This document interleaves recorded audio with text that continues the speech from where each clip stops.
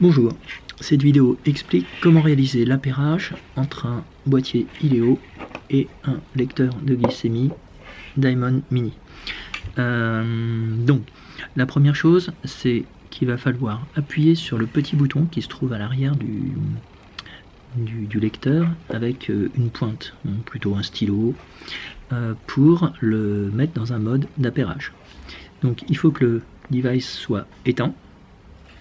Une fois qu'il est éteint, avec la pointe, vous appuyez une fois là, plouf, hop, il émet un petit bip et il commence à afficher des infos de réglage de l'heure, de la date.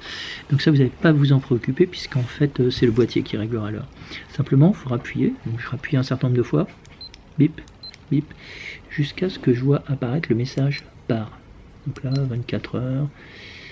Je sais pas trop ce qui est écrit là, hop, c'est pas grave, del, non, par, ah non, alarme 1, alarme 2, alarme 3, alarme 4, plouf, par, et là, il y a écrit par no, donc là, il faut appuyer sur ce bouton là, pour transformer le par no en par yes, par ça veut dire pairing, plouf, voilà, donc maintenant il y a écrit par yes, donc une dernière fois, je rappuie ici là, flip, à partir de ce moment, il y a le petit voyant bleu là qui se met à clignoter et le device est prêt à être appairé. Donc, ce que je vais faire, c'est comme pour tous les autres appareils, je vais appuyer longtemps sur le bouton bleu pour demander à cet objet, à ce boîtier, de chercher les devices autour de lui. Plof. Voilà, bip bip. La LED orange se met à clignoter lentement pendant la séquence d'appairage.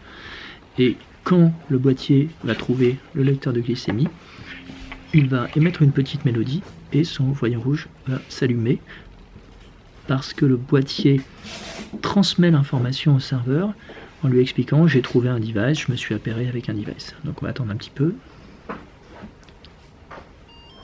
Hop, voilà.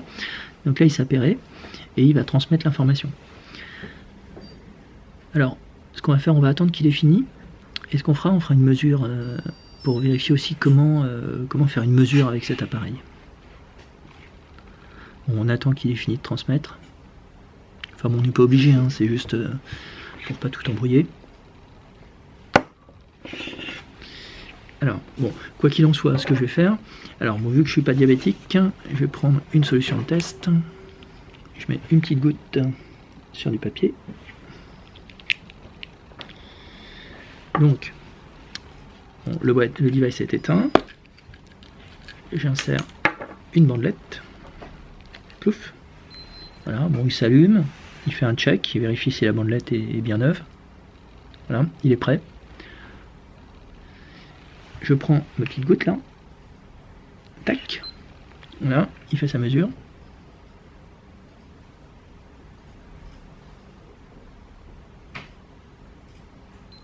Voilà.